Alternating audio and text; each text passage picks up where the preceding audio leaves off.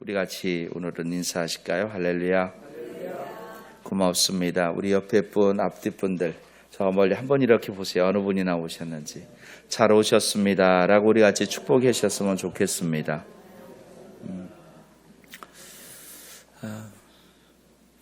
고난주간을 정말 많은 사람이 고난이라고 하는 주제로만 붙들고 있죠. 그러다 보니까 이 한 주간은 다른 어떤 때보다도 슬픔을 품어야 하는 그런 주간으로 우리가 인식을 합니다. 그런데 초대교회는 단순히 슬픔만을 품은 주간이 아니었다라는 거죠. 위대한, 하나님께서 위대한 일을 행하신 주간이었어요.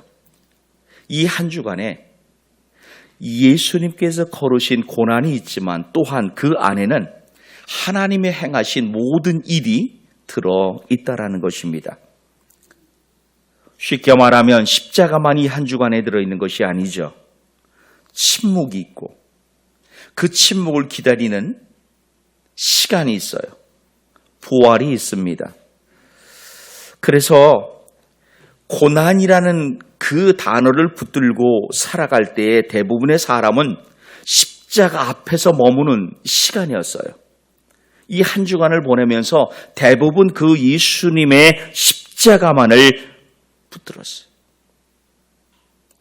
그러다 보니까 무덤 앞에서 기다리지를 못했다는 거죠. 한 주간 중에 그 토요일, 그 주간은 그저 부활을 맞이하기 위한 그저 한 날이었다는 거예요.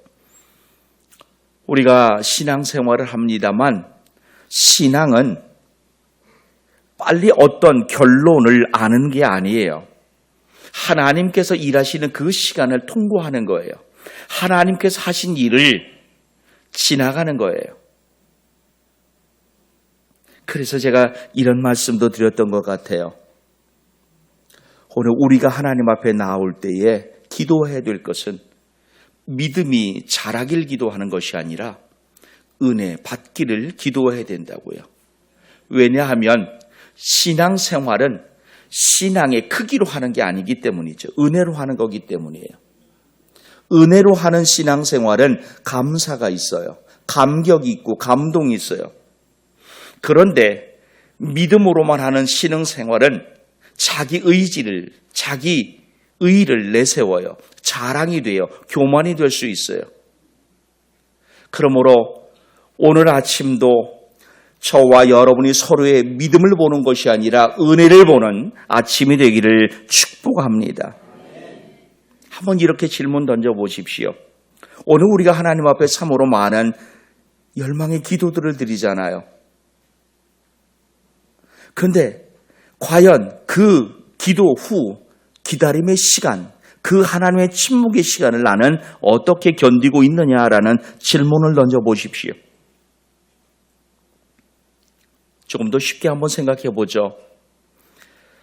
기도에도 응답이 없어요. 상황이 바뀌지 않습니다. 하나님이 아무런 일도 하지 않는 것처럼 보여집니다. 여러분, 그때 우리는 어떻게 합니까? 도망하는지 아니면 기다리고 있는지. 고난주간은 그렇기 때문에 어떻게 지킬까 하는 그런 방법의 문제를 우리가 고민하는 시간이 아니에요. 더 많이 모여지는 것을 고민하고 더 좋은 형식을 갖추는 것을 고민하는 시간이 아니죠. 내가 십자가 앞에 정말 제대로 서 있는가? 하나님의 그 침묵의 시간을 나는 견디고 있는가? 나는 부활을 기다리고 있는 사람인가?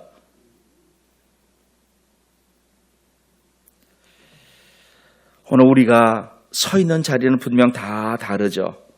그런데 그 자리에서 묻는 질문은 다르지 않아야만 하는 것이죠. 그리고 우리가 이 질문을 붙든다면 지금 우리는 분명 하나님 앞에 제대로 서 있는 삶을 살고 있는 것입니다. 그래서 날마다 십자가 앞에 서 있는지를 묻고 그것을 사모하는 삶이기를 부탁합니다. 우리가 어제 말씀을 나눌 때에 예루살렘으로 들어오시는 예수님의 모습을 같이 보았습니다. 그런데 들어오시는 그 길이 조금 다르죠. 조용히 들어오시질 않아요. 정말 많은 이들의 환영 속에 들여옵니다. 그런데 사람들의 환호 속에 담겨있는 기대와 나귀를 타고 들어오시는 예수님의 길이 달랐다라는 것을 우리가 생각해 보았어요. 그렇기에 호산나 외치던 그들의 그 환호성이 얼마 지나지 않아 없이 하소서. 우리 왕은 가이사밖에 없습니다. 이 질문은 내가 너의 왕이 될 수 있느냐 묻는 예수님의 물음으로 우리를 이끌어 가야만 합니다. 조금 더 이 말씀을 확대하면 예수님을 세상에 전하는 그 전도의 모습도 이러해야만 하다는 거죠. 오늘 우리는 전도할 때에 예수님을 어떻게 소개합니까? 너의 삶에 도움이 될 뿐이죠. 그래서 어떤 어려움이 있으면 예수님 앞에 나와 예수님께서 해결해 주실 거야. 예수님을 도움을 주신 분으로 소개하는 것, 그게 전도가 아니에요. 전도는요, 네가 예수님을 왕으로 모실 수 있느냐 이것을 묻는 질문입니다. 그에게 던지는 거예요. 내가 정말 예수님을 메시아로 모실 수 있느냐? 이게 전도입니다. 오늘도 제가 말씀을 이따 드릴 수 있을지 모르겠습니다만 그렇기 때문에 종교인된 이들의 삶으로는 전도를 할 수가 없어요.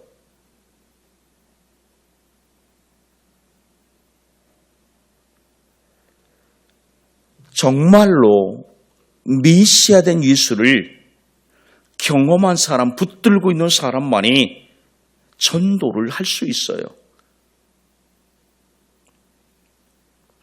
왕으로 맞이하고 있는가? 누구를? 예수를.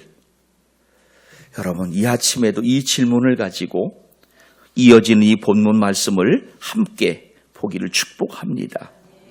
어제 왕으로 예루살렘 성 안에 들어오시는 예수님을 우리가 만났습니다. 그런데 그 왕으로 오시는 예수는 사람들이 기대하는 그 왕의 기대하는 왕과는 다른 왕이에요. 오늘 그 왕이 성전에 들어가시고 있습니다. 그리고 들어가시자마자 상을 둘러 엎으시고 있죠. 이 장면은 단순한 예수님의 분노를 기록해 놓은 장면이 아니에요. 감정 폭발의 장면을 기록해 놓은 말씀이 아니에요. 하나님이 무엇을 기뻐하시는지, 하나님이 무엇을 거부하시는지를 드러내시는 행동이에요. 지금 예수님은 행동으로, 말씀이 아닌 행동으로 하나님의 판단을 선포하신 거예요. 예루살렘 성에 들어오신 예수님이 다음날 흔히 말하는 이방인의 뜰에서 이 일을 행하셨어요. 여러분, 말씀을 은혜롭게 듣는 것도 중요하지만 제대로 알아듣는 것도 중요해요. 그러니까 목사는 말씀을 은혜롭게 전하는 사람이 아니에요. 말씀을 있는 그대로 전하는 사람이에요. 은혜는 제목이 아니에요. 하나님이 성령을 통해 주시는, 여러분들에게 주시는 은혜예요. 우리가 아는 예루살렘 성전, 예전 구약의 성전은 어떤 성전이었어요? 누가 지었죠? 솔로몬이 성전을 지었어요. 그리고 그 성전이 훼손되었을 때 또 스룹바벨이라는 사람이 중심이 되어서 성전을 보수했죠. 이게 구약의 성전이에요. 구약 성전의 모습은 성소와 지성소가 있고 그 앞에 흔히 물두멍이라는 것, 그리고 번제단을 놓는 뜰이 있었어요. 신약으로 와서는요, 이 성전의 모습이 조금 확대가 되고 있어요. 헤롯이라는 사람이 성전을 다시 개보수할 때 증축을 해요. 흔히 말하는 성소와 지성소 그리고 번제단이 있는 그 뜰 외에 또 다른 지역 하나가 더 만들어져요. 그게 바로 이방인의 뜰이에요. 그리고 언제부턴가 자꾸 신분 때문인지 다양한 이름들이 이 성전 안에 생겨요. 제사장의 뜰이 생겨요. 유대인의 뜰, 이스라엘의 뜰이 생겨요. 여인의 뜰이라는 곳이 생겨요. 이방인의 뜰이라는 곳이 생겨요. 이방인의 뜰이라고 하는 곳은요, 우리가 일반적으로 알고 있는 구약 성전 외쪽에 다시 확장해서 만든 마당이에요. 그래서 이방인의 뜰과 일반 우리가 흔히 인식하고 있는 그 성전 사이에는 담이 쳐져 있었어요. 근데 이 담의 높이도 다 다른 거 아세요? 어떤 사람은 1.3m래요. 어떤 사람은 1.4m래요. 어떤 사람은 1.5m랍니다. 밥 먹고 할 일들이 없으니까 똑같이 인용하면서 이 부분만 바꿔놓은 거예요. 이방인의 뜰에서는요, 이방인들이 있는 곳이에요. 유대인들은 안쪽에 있어요. 이방인들은 유대인들이 있는 지역으로 넘어올 수가 없어요. 왜요? 할례 받지 않은 자들이니까. 아주 심하게 보면은요, 이방인의 뜰은 유대인들이 비하하는 장소였던 거예요. 너희들이 감히 우리 예배하는 장소로 들어올 수 있어. 하나님은 만민의 집이라 하였는데. 그리고 헤롯도 이 지역을 오늘로 말하면 포토존으로 만들어 놓은 거예요. 사람들에게 성전을 구경할 수 있는 공간. 그래서 여기서는요, 매매가 이루어졌어요. 먹거리 같은 것도 팔던 장소예요. 근데 문제는 무엇이 문제예요? 이방인들 중에는 그곳에서 예배를 보며 하는 이들도 있을 수 있었죠. 그리고 매매하는 자들의 그 일을 누가 하고 있어요? 종교인들이 하고 있단 말입니다. 하나님을 속여야 될 사람들이 오히려 장사를 해요. 폭리를 취하고 있어요. 여기에 하나님이 어떤 마음을 가지셨을까요? 여기에 예수님이 분노하신 겁니다. 하나님을 알지 못하던 사람들도 하나님을 찾기 위해 들어올 수 있었던 그 유일한 공간, 지금 그 자리, 환전하는 사람들로, 채무를 파는 사람들로 가득 차 있어요. 어찌 보면은 종교 활동이 아주 활발하게 일어나는 것처럼 보여요. 신앙인들도 확장되는 것 같아요. 이방인들까지. 그 안에 예배가 있어요. 제사가 있어요. 사람이 있어요. 그런데 예수님은 그 장면을 보시고 뭐라 말씀하십니까? 내 집은 기도하는 집이라 일컬음을 받으리라. 너희가 강도의 소굴을 만들어도다. 구약의 예언의 말씀을 지금 하고 계시는 겁니다. 이사야 5장 6절 7절, 예레미야 7장 11절에 이 두 말씀을 가지고 하나로 만들어 하시고 있는 겁니다.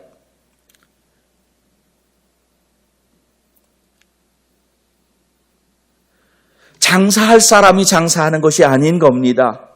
환전할 사람이 환전해 주는 게 아닙니다. 그걸 누가 하고 있어요? 오늘 말하면 제사장들이 하고 있는 겁니다. 종교인들이 이 일을 행하고 있는 겁니다. 그러니까 장사 자체가 문제가 아니에요. 돈 자체가 문제가 아닙니다.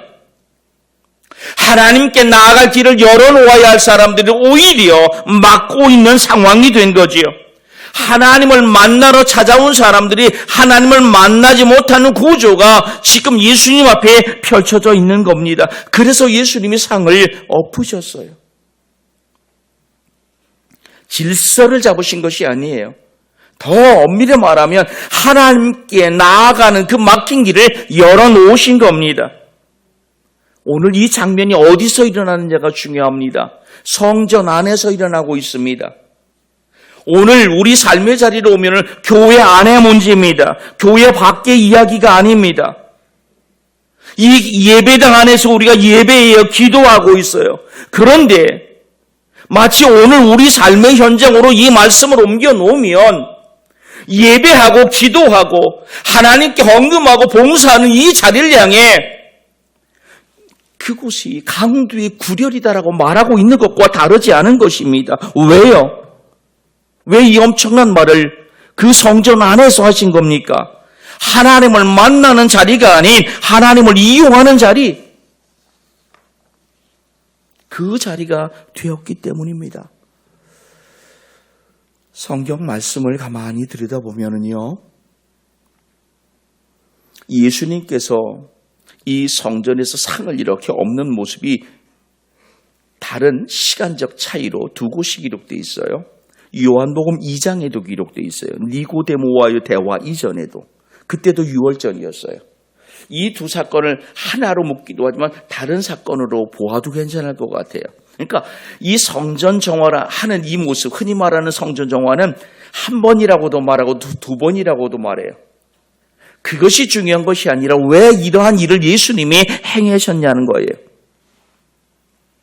이 말씀이, 이 사건이 오늘 예배하고 있는 저와 여러분에게 어떠한 영향을 주냐는 겁니다.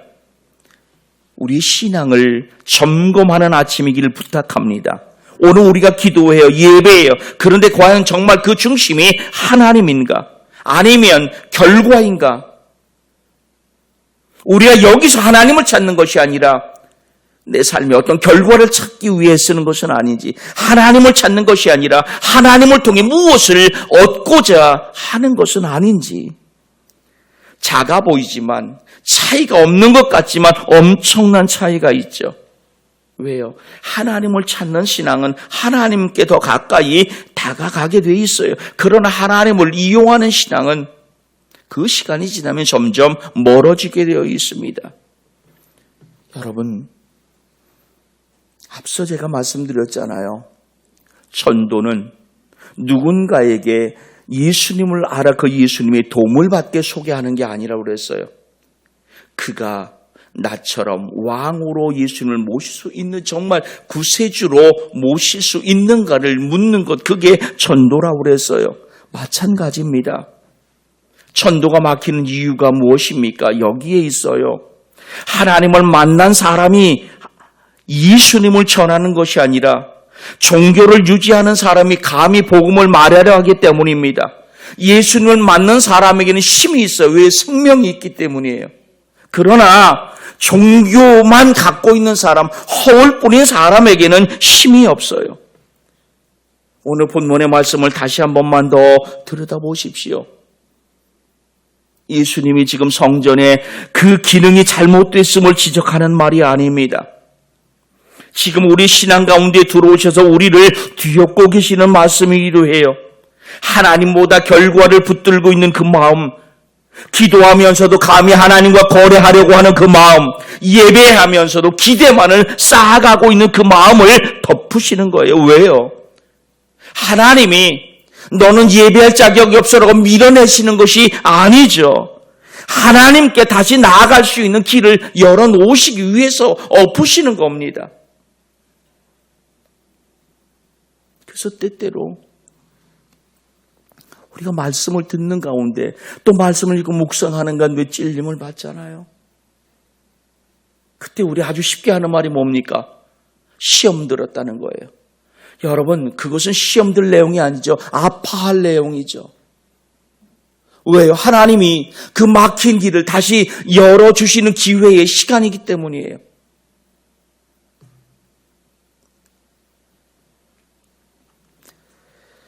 이 말씀 앞에서 우리가 해야 할 일은 정말 많지 않습니다. 어제 예수님 앞에 내가 서 있는가, 이 질문을 던지는 시간이었다면 나는 다시 한 번 더 이 질문 앞에 서는 저와 여러분이 되기를 부탁합니다. 하나님을 찾는 자리에 저와 여러분이 서 있어야만 합니다. 막혔다면 열어 놓으시는 그 예수님의 길로 나아가는 아침이 되길 부탁합니다. 다시 한번 말합니다. 하나님이 이 시간 결과만을 붙들고 있는 마음, 기도하면서 거래하고 있는 마음, 예배하면서도 기대만 쌓고 있는 마음을 엎으세요. 밀어내기 위함이 아니라 다시 하나님께 나아갈 길을 열어주시려 하시기 때문이죠. 여러분, 이 시간 하나님을 이용하려던 자리에서 돌아가시기 바랍니다. 하나님을 이용하는 데가 아니라 하나님이 나를 이용하실 수 있도록 하나님 앞에 서는 아침이 되길 부탁합니다. 다시 하나님을 찾는 자리에 서는 저와 여러분이기를 기도합니다. 하나님, 오늘 이 시간 내가 하나님을 찾고 있는지, 내가 하나님을 통해 무엇을 얻으려 하고 있지는 않은지를 살펴보게 하시옵소서. 내가 정말 하나님께 기도하고 있는지 아니면 하나님과 기도한다는 핑계로 거래하고 있는 것은 아닌지를 돌아보는 아침이게 하시옵소서.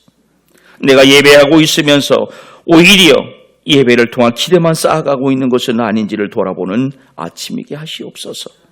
그래서 하나님, 내 신앙이 거래가 되지 않게 하시옵소서. 정말 하나님을 찾는 마음을 회복하게 하시옵소서. 하나님을 이용하는 자리가 아니라 하나님을 만나는 자리로 다시 서게 하시옵소서. 감사하며 예수님 이름으로 기도하옵나이다. 아멘.